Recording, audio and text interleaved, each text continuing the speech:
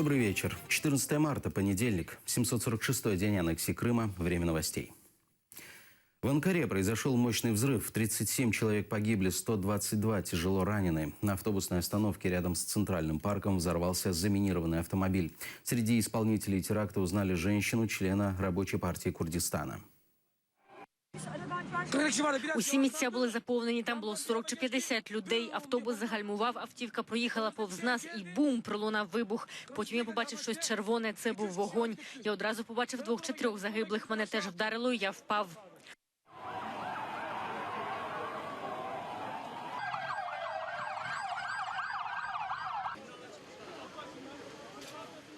Вони роблять, що хочуть. Якщо вони можуть підірвати бомбу у серці Кизилаю, то як можна не переживати за власну безпеку? В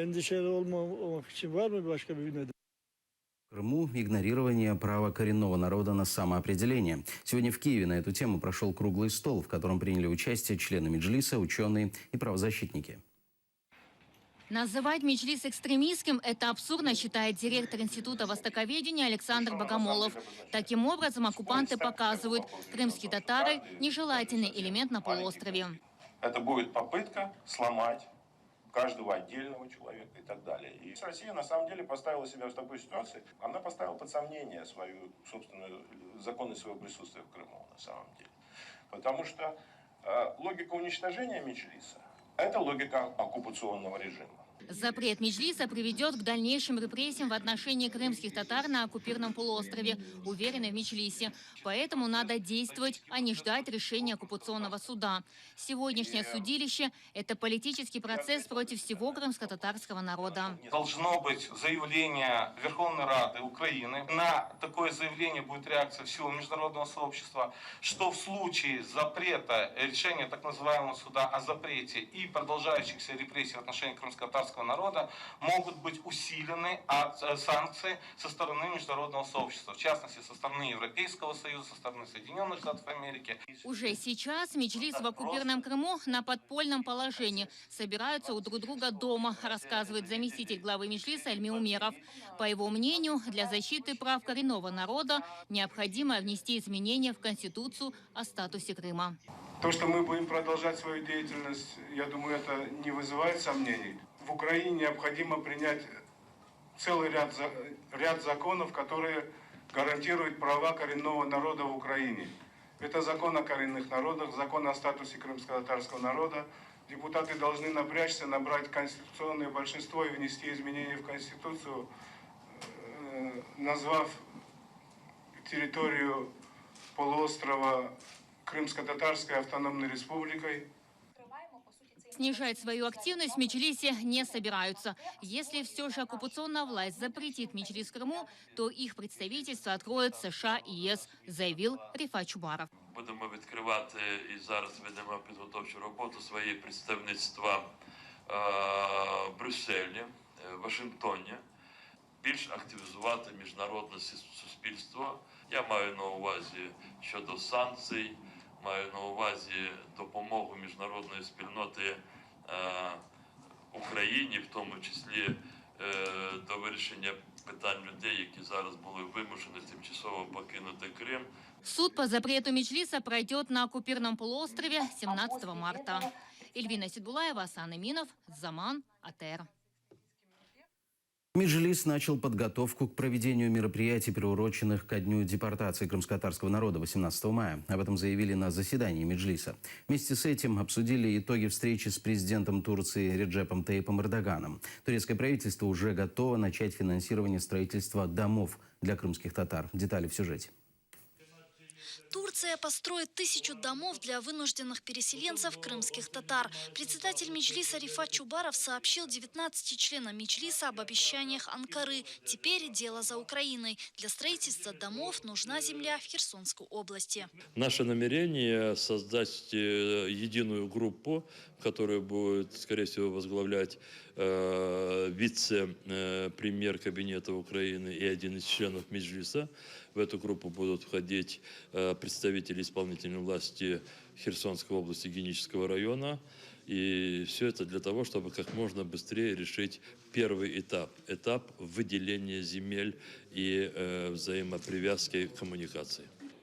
По словам представителя Меджлиса в Херсоне Апинчита Сулейманова, дома будут выделяться вынужденным переселенцам из Крыма. Руководство Херсонской области ответило, что она готова во всех этих вопросах поддержать нас. Как же это будет на самом деле, я думаю, мы услышим в ближайшее время. Прозвучало такое предложение, что эти дома не должны даваться в собственность, иначе все будут бежать только ради того, чтобы получить дома. Будут учтены все, которые находятся на сегодняшний день на территории, те, кто стоит на блокаде.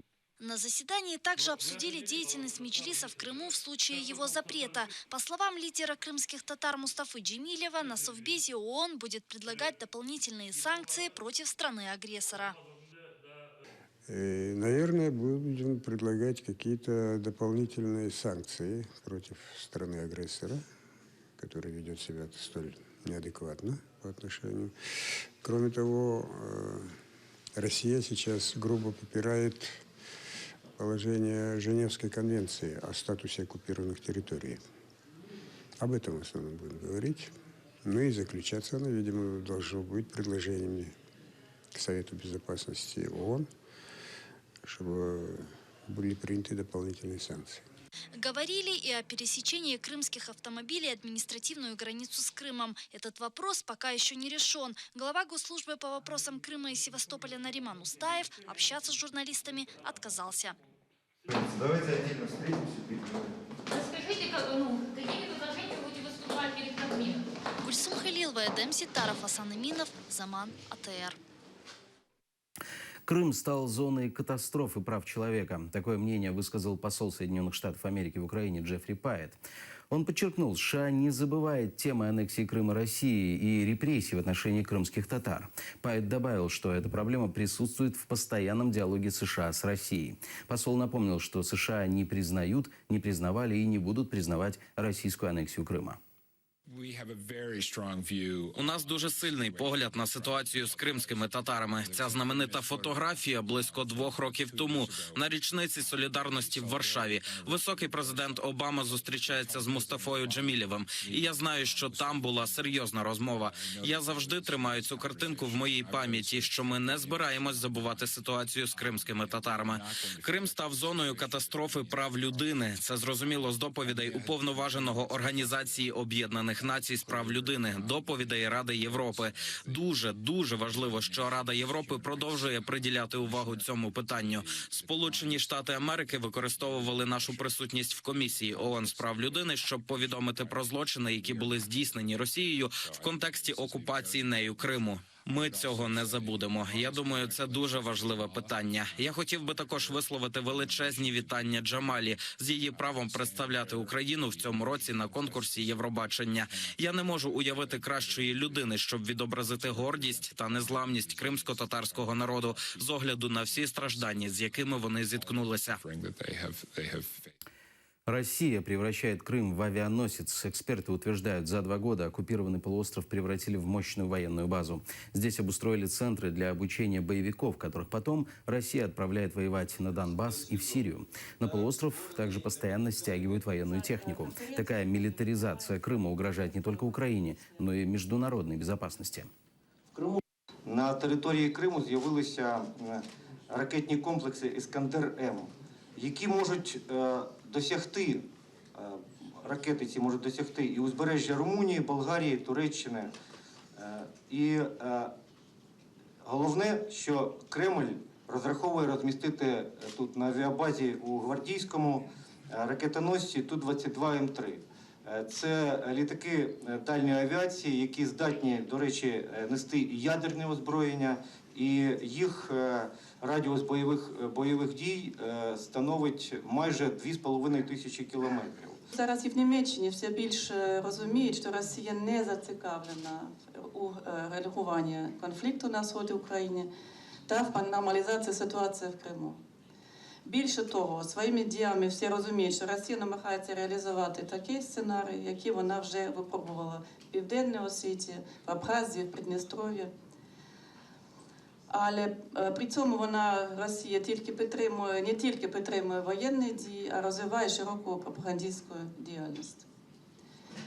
І зараз в Німеччині ми починаємо розуміти, що Кремль за допомогою пропаганди та методів спецслужб, намагається ще і розколоти Європейський Союз.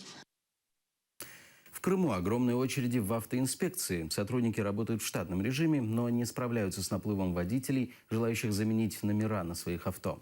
Российская администрация полуострова обязала крымских автовладельцев до 1 апреля заменить имеющиеся номерные знаки и документы на автомобили украинского образца на российские.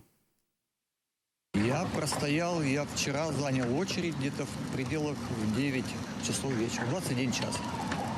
Я занял очередь, был аж там наверху моста.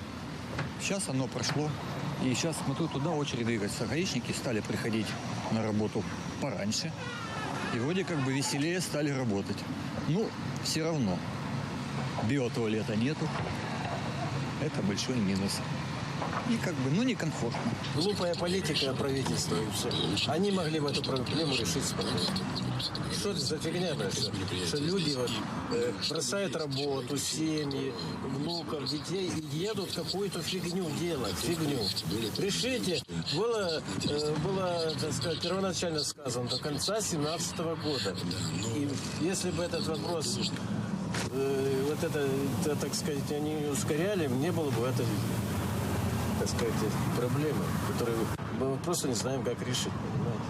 Люди волнуются, потому что не дадут ездить после 1 апреля.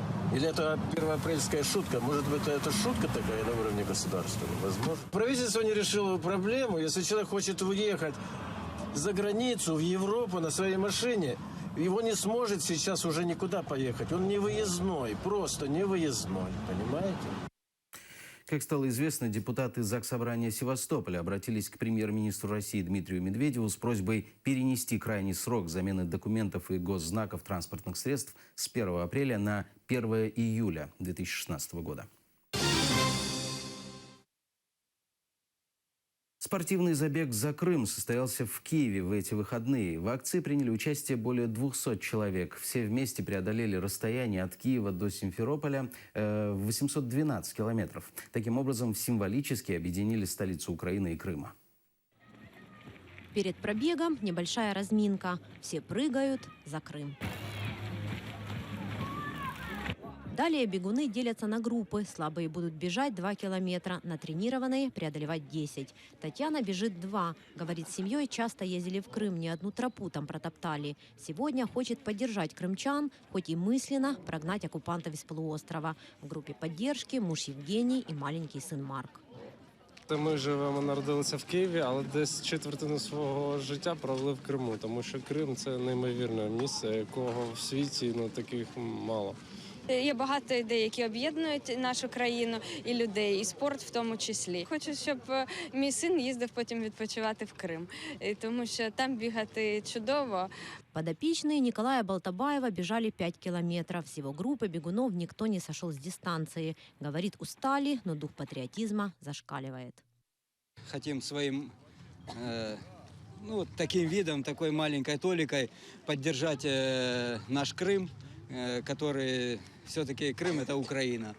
Екатерина Швец пробежала сложное расстояние – 10 километров. Девушка – вынужденная переселенка. Ранее с семьей жили в Ялте. На шее у Екатерины подвеска в форме карты Украины вместе с Крымом. Говорит, это поддерживает дух патриотизма и волю для возвращения в родной дом. Преодолевала расстояние не одна, а с 8-месячной дочкой. Бежали к Крыму, бежали к Ялте. Организаторы решили, что нужно бежать до Симферополя. Мы просили, и не я только просила, бежать до Ялты, но никто не хотел менять финиш, поэтому мы сами бежали до Ялты, прибежали. Бегунов-патриотов собралось более 200. Все вместе набегали 812 километров, почти как от Киева до Крыма. Таким образом, символически объединили столицу Украины и Крым. Наталья Калинка, Асан Эминов, Заман, АТР.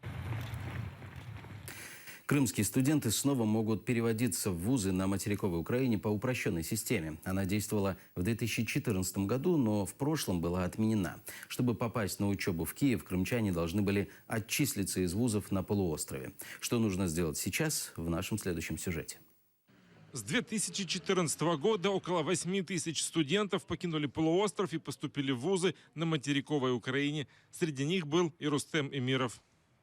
Для меня это был очень сложный выбор. Я практически около 2 месяцев только переписывался, узнавал все подробности. Разобраться с тонкостями перевода Рустему помогли общественные организации, занимающиеся помощью переселенцам. Студент к окончанию учебного года в вузе на территории Крыма берет с вуза справку, академическую справку о количестве предметов, которые он прошел, подтверждение того, что он закончил этот курс, был переведен на следующий, к примеру, либо же закончил этот семестр и переходит на следующий, и обращается с этими документами, со своим паспортом в тот высшее учебное заведение, которое находится на материковой части Украины. Рустем привез академическую справку, сдал недостающие предметы и оказался студентом Киевского национального университета. Выйдя с Крыма, я здесь сдавал еще предметы, те, которых не было у меня в Крыму. У меня составил их целый список, около 20 предметов. Да, это вызвало определенные сложности на самом деле. Когда в процессе адаптации в Киеве нужно было еще применить максимум усилий в плане учебы. Вузы не вправе отказывать крымчанам в переводе, рассказывают в Крымсоц. Конфликтные ситуации иногда возникают, но, как правило, они связаны с тем, что стороны просто не поняли друг друга.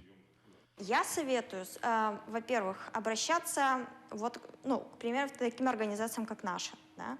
И сначала консультироваться с юристами, и, возможно, через юристов коммуницировать с вузами. Потому что часто бывает так, что студент не может правильно объяснить, что он хочет, донести правильно мысль до деканата. Упрощенные правила также гарантируют студенту-бюджетнику перевод на бюджетное место, а студенту-контрактнику сохранение суммы контракта, который был до перевода. Роман Спиридонов, Асан Эминов, Заман, АТР. На этом пока все. Хорошего вам вечера. Будьте с нами.